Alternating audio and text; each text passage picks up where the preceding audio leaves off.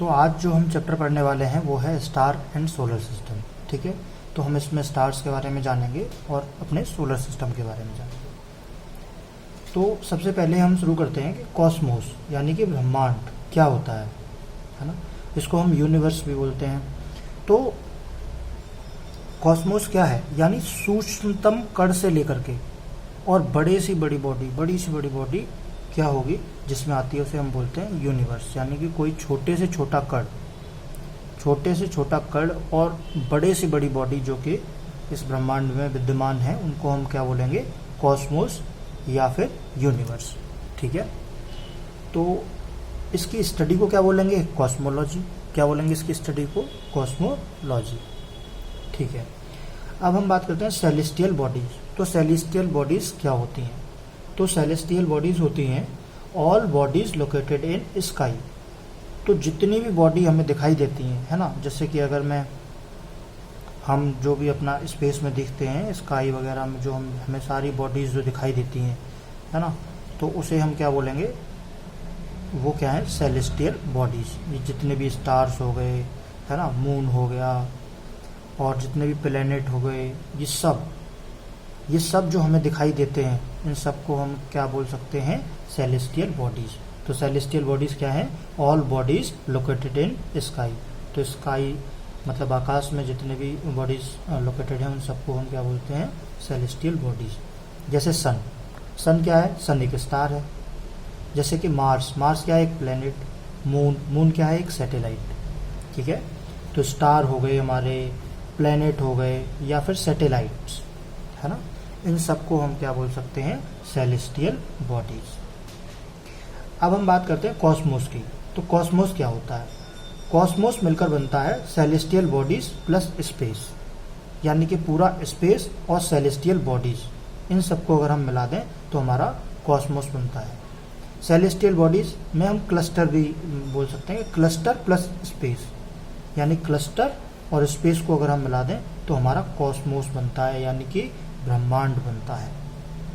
ठीक है, अब सोलर सिस्टम क्या होता है, सोलर सिस्टम क्या है, सन, है ना, सन, प्लेनेट, सैटेलाइट, एस्टेरॉइड्स और मेटर्स, ये जिसमें आते हैं, इस ग्रुप को पूरे को हम क्या बोलते हैं, सोलर सिस्टम। क्या बोलते हैं इसको, सोलर सिस्टम। तो हमारे सोलर सिस्टम में कौन कौन आ जाता है, सन हमारा स्टार, प्लेनेट, सैटेलाइट, एस्टेरॉइड्स और मेटर्स। तो ये जिसमें आ जाते हैं, इस पूरे ग्रुप को ही हम क्या बोलते हैं, सोलर सिस्टम। ठीक है, अब हम बात करेंगे ग्रुप ऑफ स्टार। तो ग्रुप ऑफ स्टार्स को हम क्या बोलते हैं, गैलेक्सी। क्या बोलते हैं, गैलेक्सी, आकाश गंगा। अब ग्रुप ऑफ गैलेक्सी को हम क्या बोलते हैं, क्लस्टर। क्या बोलते हैं, क्लस्टर या फिर आकाशीय पुंज। इसीलिए मैंने ऊपर बोला कि क्लस्टर्स प्लस स्पेस मिला करके क्या बनते हैं, कॉस्मोस। क्या बनता है, कॉस्मोस। तो ग्रुप ऑफ गैलेक्सी यानी ग्रुप ऑफ गैलेक्सी की हम बात करें तो उसे क्या बोलेंगे हम, क्लस्टर। ठीक है, अब इस चीज़ को समझें तो आगे बढ़ते हैं हम। जैसे कि स्ट्रक्चर ऑफ कॉस्मोस क्या है, हमारा स्ट्रक्चर कैसा है कॉस्मोस का। ठीक है, तो इसमें एक व्यक्ति हुआ था जिसका नाम था टॉलेमी। तो 140 AD टॉलेमी ने स्टार्टेड किया था सिस्टमेटिक स्टडी ऑफ यूनिवर्स। तो यूनिवर्स की इसने सिस्टमेटिक स्टडी करना स्टार्ट करी थी। इसने सबसे पहले बताया था, इसने एक हाइपोथेसिस दी थी।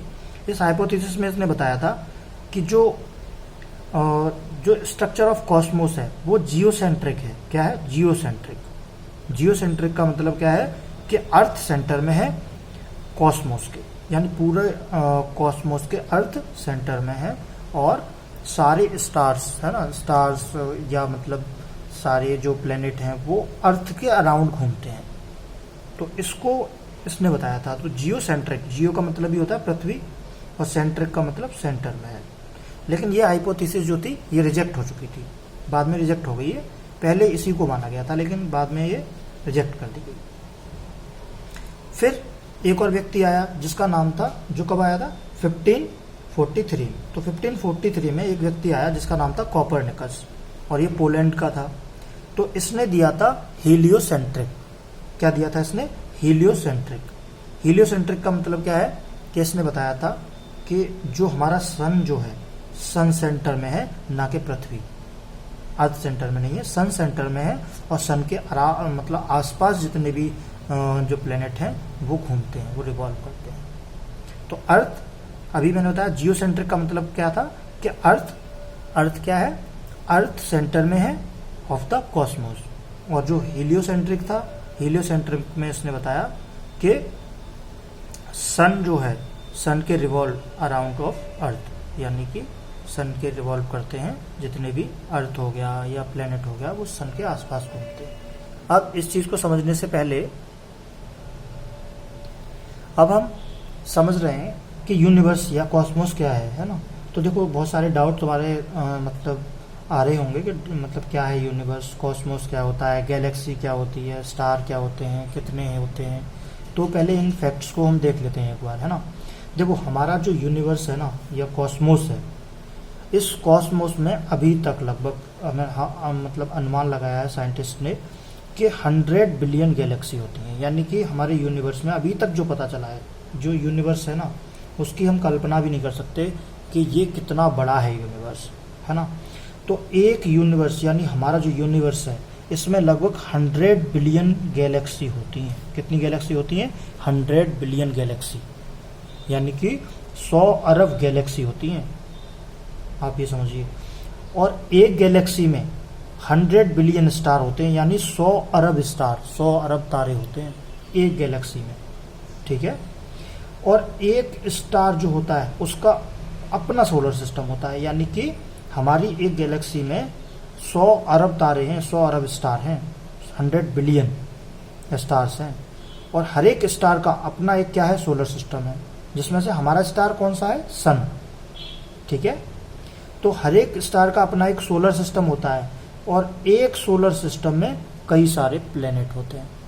तो आप ये समझ लीजिए कि 100 बिलियन गैलेक्सी में से हमारी जो गैलेक्सी है, एक गैलेक्सी है ना, तो वो कौन सी है, गैलेक्सी जो है वो कौन सी है, मिल्की वे। कौन सी है, मिल्की वे।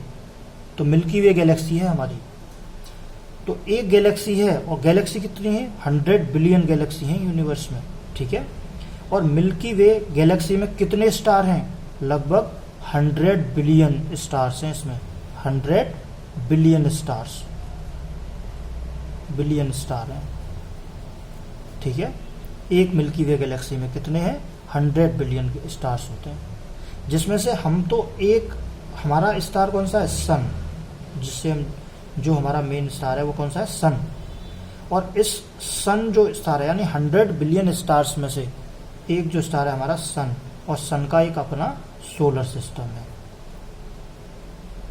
Solar system. तो सन का अपना एक सोलर सिस्टम है, जिस सोलर सिस्टम में कई सारे प्लेनेट आते हैं। इस सोलर सिस्टम में क्या आ जाते हैं, हमारे सन के सोलर सिस्टम में कई सारे प्लेनेट आते हैं। तो हमें बताइए कि हमारे कितने प्लेनेट हैं, 8 प्लेनेट है, जिसमें से कि एक प्लेनेट है हमारा अर्थ, जिस पर कि हम रहते हैं या जिस पे हमारा जीवन चलता है। और अर्थ जैसे प्लेनेट होते हैं, प्लेनेट, एक प्लेनेट में बहुत सारे सैटेलाइट आ जाते हैं। तो ये चीज़ सबको पता होना चाहिए कि क्या होता है ना। तो यूनिवर्स या कॉस्मोस में मैंने बताया कि एक हमारी जो यूनिवर्स है उसमें 100 बिलियन गैलेक्सी हैं, और 100, पहला फैक्ट क्या था कि 100 बिलियन गैलेक्सी हैं यूनिवर्स में, और एक गैलेक्सी में लगभग 100 बिलियन स्टार होते हैं, 100 बिलियन स्टार। और 1 स्टार जो होता है उसका, हर एक स्टार का अपना एक सोलर सिस्टम होता है, और एक सोलर सिस्टम में लगभग कई सारे प्लेनेट हो सकते हैं। हमारे जो सोलर सिस्टम में है वो 8 प्लेनेट हैं, और हमारी गैलेक्सी का नाम क्या है, मिल्की वे, जिसमें कि लगभग 100 बिलियन स्टार्स हैं, जिसमें से कि हम जिस स्टार के बारे में जानते हैं वो है सन, ठीक है। और सन का अपना सोलर सिस्टम है, और इसमें लगभग 8 प्लेनेट हैं, लगभग क्या 8 प्लेनेट हैं। और अर्थ जिस पे कि हम रहते हैं, ये हमारा प्लेनेट है, ठीक है। अब नेक्स्ट चलते हैं और समझते हैं कि गैलेक्सी, तो हमने अभी बात करी है गैलेक्सी क्या है, ग्रुप ऑफ स्टार, है ना। गैलेक्सी क्या है, ग्रुप ऑफ स्टार्स। और हमारी खुद की गैलेक्सी, हमारी अपनी गैलेक्सी कौन सी है? मिल्की वे। हमारी गैलेक्सी का नाम क्या है? मिल्की वे। और इसका शेप कैसा है? स्पाइरल शेप है। इसका कैसा शेप है? स्पाइरल शेप है। ठीक है। तो हम गैलेक्सी की बात जब कर रहे हैं तो हम एक चीज और समझते हैं कि गैलेक्सी का रिबाउंड, मतलब गैलेक्सी की जो अराउंड घूमता है वो सन है ना। तो या फिर हम ऐसे बोलें कि जो सैटेलाइट है ना, सैटेलाइट किसकी परिक्रमा करता है या किसके अराउंड घूमता है? प्लेनेट के। जैसे हमारा मून क्या है? मून एक सैटेलाइट है हमारा। मून क्या है? सैटेलाइट, जो कि प्लेनेट के अराउंड घूमता है, हमारी अर्थ के अराउंड घूमता है। ऐसे प्लेनेट जो होते हैं, प्लेनेट किसके आसपास घूमते हैं? सन के आसपास। तो प्लेनेट किसका रिवॉल्यूशन करते हैं? सन का रिवॉल्यूशन करते हैं। और सन जिसका रिवॉल्यूशन करता है वो है गैलेक्सी। क्या है? गैलेक्सी, हमारी मिल्की वे का। ऐसा नहीं है कि सारी गैलेक्सी के आसपास घूमता है सन, नहीं। सन हमारा स्टार जो है, स्टार गैलेक्सी, हमारा स्टार मिल्की वे गैलेक्सी के आसपास घूमता है। ठीक है। और जो फॉर्मेशन होता है, तो ये तो हो गया रिवॉल्यूशन, यानी कि रिवॉल्यूशन का मतलब क्या है? सैटेलाइट रिवॉल्व घूमते हैं प्लेनेट के, और प्लेनेट घूमता है सन के आसपास, और सन जो होता है वो किसके अराउंड घूमता है? गैलेक्सी के आसपास घूमता है। ठीक है। अब हम बात करें अगर फॉर्मेशन की, तो फॉर्मेशन कैसे होता है? तो देखो, गैलेक्सी में फॉर्मेशन होता है सन का। ठीक है। हमारी जो गैलेक्सी में फॉर्मेशन हुआ है वो पहले हुआ था सन का, और सन से फिर क्या बने? प्लेनेट, यानी सन के बाद क्या बने? प्लेनेट बने, और प्लेनेट से मिलकर के प्लेनेट के अंदर क्या बनते हैं? सैटेलाइट बनते हैं। ठीक है। तो ये हो गया फॉर्मेशन। तो अगर इधर से इधर जाएंगे तो ये रिवॉल्यूशन है इनका, और अगर ऊपर से नीचे आएंगे तो ये फॉर्मेशन है। क्या है ये? फॉर्मेशन। ठीक है। अब हम बात करें कि जो गैलेक्सी है ना, हमारी गैलेक्सी जो है, तो इसके 3 पार्ट होते हैं, या हम बोलें कि पार्ट ऑफ द गैलेक्सी। इसमें 3 मूवेबल आर्म्स होती हैं स्टार्स की, या फिर हम बोलें गैलेक्सी की। तो गैलेक्सी में कितनी आर्म्स है? 3 आर्म्स। देखो 1, 2 एंड 3। तो गैलेक्सी में कितनी आर्म्स होती हैं? 3 आर्म्स होती हैं। तो पहली गैलेक्सी की आर्म, सेकंड और थर्ड। ठीक है। अब हम बात करें कि जो सेंटर होता है, गैलेक्सी का जो सेंटर होता है, इस सेंटर पे क्या होता है? ग्रेविटेशन फोर्स बहुत ज़्यादा होता है, इतना ज़्यादा कि हम अनुमान भी नहीं लगा सकते। उसके अलावा फिर ब्लैक होल, यहीं पे ब्लैक होल का फॉर्मेशन होता है, और यहीं पे क्या होता है? स्टार। इसी सेंटर के आसपास स्टार रिवॉल्व करते हैं, घूमते हैं। ठीक है। अब हम बात करें अगर फॉर्मेशन ऑफ स्टार्स की। अब यहाँ से सारे कॉन्सेप्ट समझने वाले हैं, और थोड़ा दिमाग लगा करके समझेंगे, ध्यान से, फोकस से, बिल्कुल। ठीक है। तो ये चैप्टर जितना इंटरेस्टिंग है उतना टिपिकल भी है, तो इसलिए अगर इसे इंटरेस्ट से सीखोगे तो बहुत जल्दी समझ में आ जाएगा ये, है ना।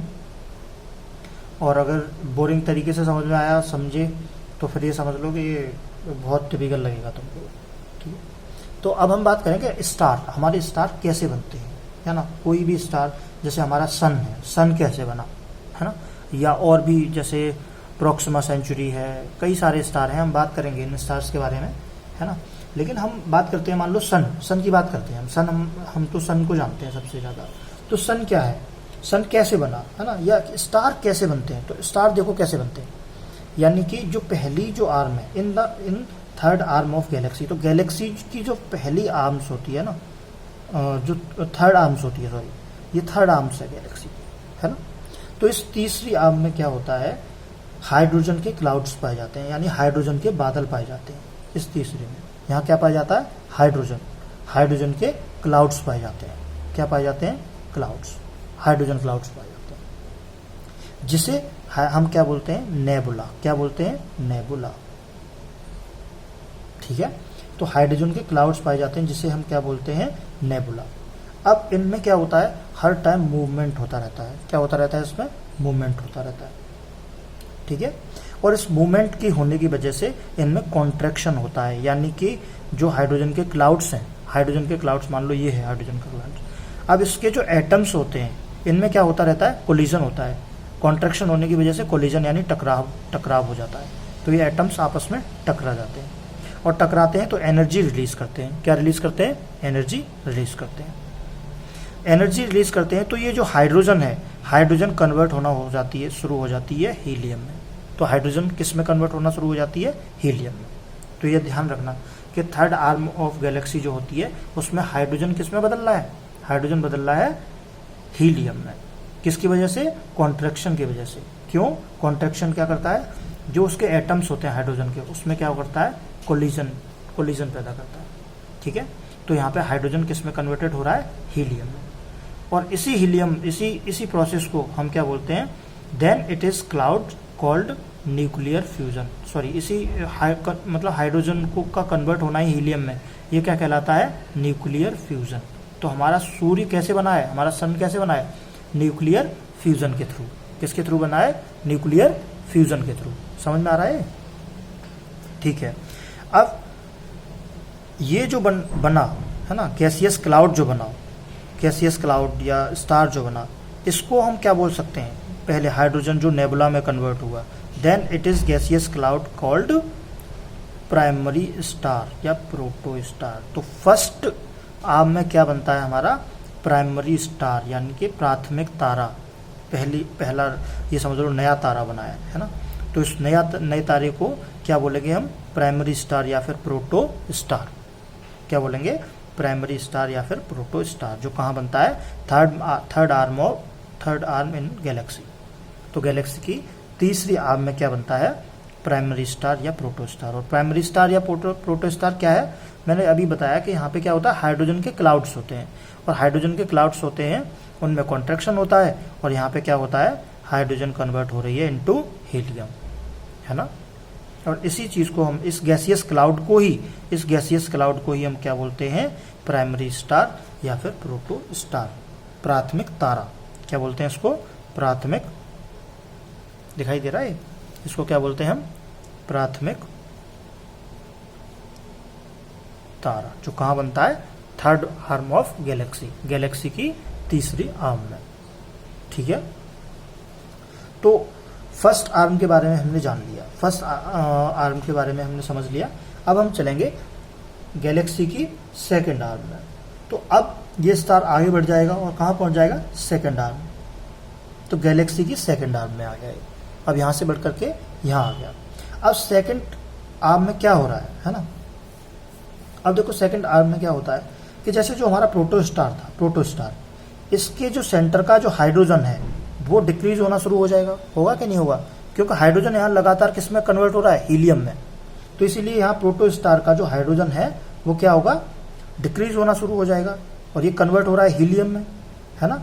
तो स्टार क्या करना शुरू कर देगा, star will be expand. Star क्या होगा, स्टार में फैलाव शुरू हो जाएगा, यानी स्टार अपना रूप बड़ा कर लेगा, बहुत बड़ा, यानी कि स्टार एक्सपेंड होता चला जाएगा। ठीक है, स्टार बहुत बड़े होते हैं, अभी हम जानेंगे इसके बारे में। तो स्टार क्या है, स्टार विल बी एक्सपेंड, क्यों, क्योंकि उसका हाइड्रोजन डिक्रीज हो गया और वो हीलियम में कन्वर्ट हो रहा है। और इसी को हम क्या बोलेंगे, रेड हॉट कलर का हो जाएगा ये, सॉरी, इसको रेड जाइंट बोलेंगे। क्या बोलेंगे हम, रेड जाइंट। क्यों, क्योंकि इसका टेम्परेचर कितना हो जाएगा, क्यों, क्योंकि हीलियम क्या होता है, हीलियम बहुत ही हैवी मेटल होते हैं, बहुत हैवी मेटल होता है, इसकी वजह से इसका टेम्परेचर इतना बढ़ जाएगा कि यहाँ पे ब्लास्ट होने लगेंगे, और इसका टेम्परेचर कितना हो जाएगा, लगभग 3500 डिग्री सेल्सियस हो जाएगा, 3500 डिग्री सेल्सियस। ठीक है, तो रेड कलर का हो जाता है, इसी को क्या बोला जाता है, रेड जाइंट। क्या बोला जाता है, रेड जाइंट, या फिर क्या बोल सकते हैं इसको, सुपरनोवा। क्या बोलते हैं हम, सुपरनोवा। तो क्या बोलते हैं इसको, सुपरनोवा।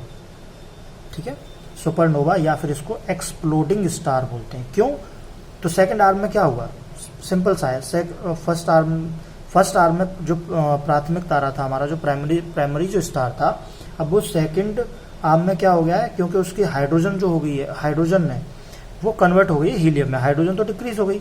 अब हीलियम क्या होता है, मैंने भी बताया था, excessive amount of helium converted into heavy metals, बहुत हैवी मेटल्स में कन्वर्टेड हो जाता है, जिसकी वजह से इसमें ब्लास्ट होने लगते हैं, और इसी को क्या बोलते हैं हम, सुपरनोवा या फिर एक्सप्लोडिंग स्टार।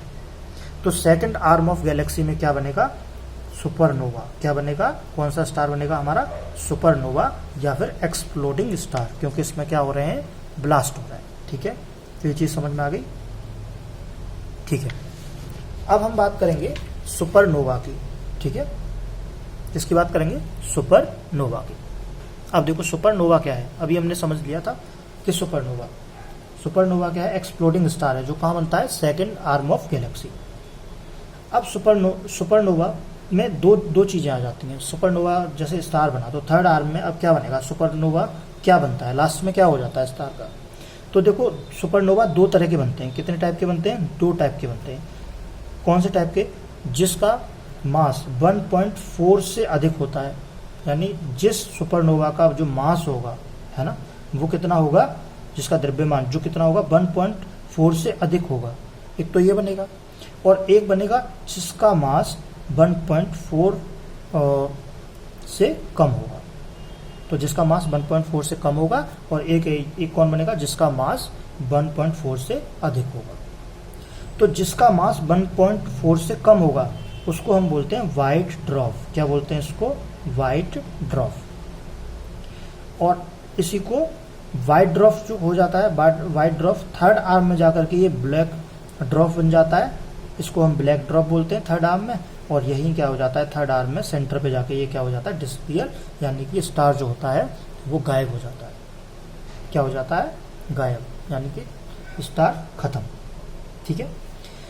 अब जिसका मास 1.4 से अधिक है, तो इसमें क्या होता है? देखो जो इलेक्ट्रॉन होते हैं, इलेक्ट्रॉन की हाई वेलोसिटी रोटेशन होता है। इलेक्ट्रॉन का क्या होता है? High velocity. ये इलेक्ट्रॉन है, तो जिसका मास, जिस सुपरनोवा का मास 1.4 से अधिक है, तो उसमें इलेक्ट्रॉन का क्या होता है? हाई वेलोसिटी रोटेशन होता है। इसी को हम क्या बोलते हैं? Pulse star. तो तुम्हें सिर्फ इतना ध्यान रखना है कि सुपरनोवा से ही, क्या सुपरनोवा में पल्स स्टार कौन बनता है? जिसका मास 1.4 से अधिक होता है, तो वो पल्स स्टार। तो ध्यान रखना कि पल्स स्टार क्या होता है।